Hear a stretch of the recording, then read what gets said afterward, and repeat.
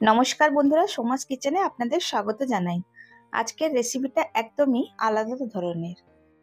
যেদিন বাড়িতে মাছ মাংস কিছুই থাকবে না, তো সোয়াবিনের ঝটপট এইরকম একটা রেসিপি খুবই তাড়াতাড়ি বানিয়ে নিতে পারবেন। চলুন তাহলে দেখে নেওয়া যাক। ফার্স্টে 1 কাপ আমি সোয়াবিন নিয়েছি, তাকে গরম জল দিয়ে ভালো করে ভিজিয়ে 10 মিনিটের জন্য রেখে দেব। তারপর একদিকে কড়াই তেল দিয়ে দিলাম, তার মধ্যে দিয়ে দিলাম পেঁয়াজ, আদা, রসুন, কাঁচা লঙ্কা, এলাচ, দালচিনি, গোলমরিচ হালকা করে ভেজে নিতে হবে।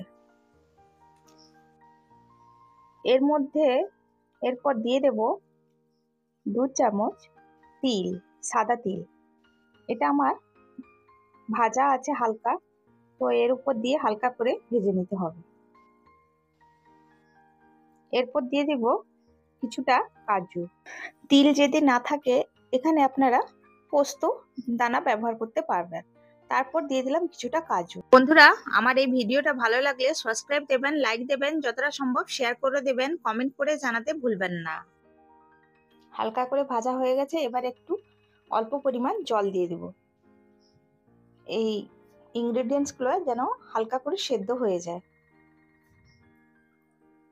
তো এবার জল দিয়ে ঢাকা দিয়ে 5 মিনিটের জন্য কুক করে নেব।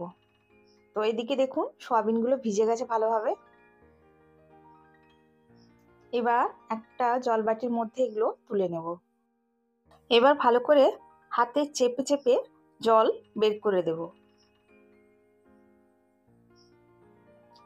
এভাবে সব সয়াবিন থেকে জল বের করে নেব। দেখুন বন্ধুরা, জল বের করে নিয়েছি। এবার একটা বড় বাটির মধ্যে ঢেলে নেব। তারপর দিয়ে দিব অল্প একটু লবণ, অল্প একটু গোলমরিচের পাউডার দিয়ে ভালো করে মিশিয়ে নেব।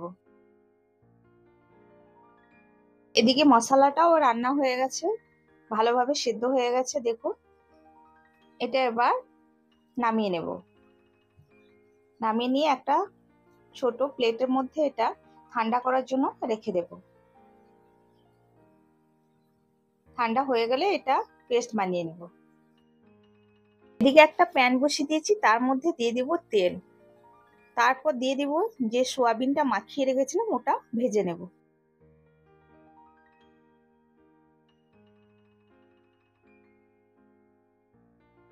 এইভাবেই মিডিয়াম আঁচে 5 মিনিটের জন্য এটা ভেজে নিতে হবে। তো দেখুন বন্ধুরা, ভাজা হয়ে গেছে। এবার একটা বাটিতে ঢেলে নেব। দেখুন বন্ধুরা, এদিকে মশলাটাও ঠান্ডা হয়ে গেছে। এবার ভালোভাবে পেস্ট বানিয়ে নেব।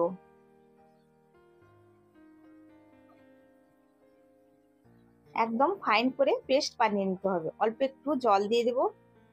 বন্ধুরা, এই সয়াবিনের রেসিপিটা একবার হলেও বানিয়ে খাবেন। একদমই নতুনত্ব একটা রেসিপি। গরম ভাতের সাথে আর কিছুই লাগবে না, এটা দিয়েই ভাত খাওয়া হয়ে যাবে। তারপর দিয়ে দিলাম অল্প একটু তেল, একটা তেজপাতা, অল্প একটু জিরে দিয়ে হালকা করে ভেজে নেব। ভাজা হয়ে গেছে। এবার পেস্ট করে রেখেছিলাম যে মশলাটা, ওটা দিয়ে দেব। জারের মধ্যে অল্প একটু জল দিয়ে পরিষ্কার করে নেব। এবার মশলাটাকে 5 থেকে 7 মিনিটের জন্য মিডিয়াম আঁচে এটা ভালো করে কুক করে নিতে হবে। স্বাদ অনুযায়ী লবণ দিয়ে দেব। মশলাটা এভাবেই নাড়াচাড়া করে কুক করে নিতে হবে। যখন দেখবেন মশলা থেকে তেল বেরিয়েছে তখনই জানবেন যে মশলাটা পুরোপুরি কুক হয়ে গেছে। দেখুন বন্ধুরা, মশলা থেকে কত সুন্দর তেল বেরিয়েছে। এবার আমি এখানে 1/4 কাপ দই দিয়ে দিব। দইটাকে চামচ দিয়ে একটু ফেটিয়ে নিতে হবে। দই দেওয়ার সময় গ্যাসের ফ্লেমটা একদমই লো করে দেবেন, না হলে দই ফেটে যাওয়ার চান্স আছে। তো 2টো কাঁচা লঙ্কা দিয়ে দিলাম।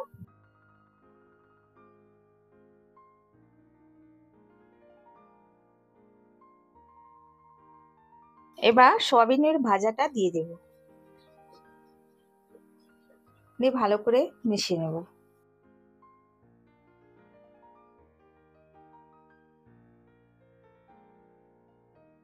এবার অল্প একটু জল দিয়ে দেব হালকা গ্রেভি রাখার জন্য।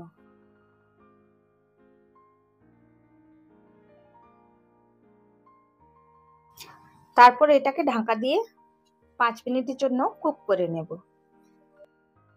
5 মিনিট পর দেখুন কুক হয়ে গেছে। এই সোয়াবিনের রেসিপিটা খুবই ঝটপট তৈরি হয়ে যায়। একটা প্লেট নিয়েছি, তার মধ্যে ঢেলে নেব। আশা করি আপনাদের এই রেসিপিটা ভালো লেগেছে। ভিডিও দেখার জন্য অনেক অনেক ধন্যবাদ জানাই।